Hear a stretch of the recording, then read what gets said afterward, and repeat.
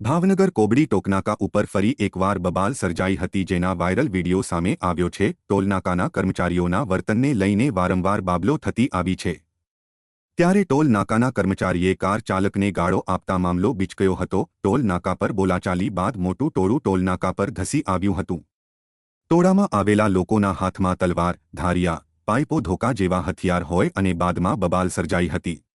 જો કે બનાવના વીડિયો પણ વાયરલ થયા છે।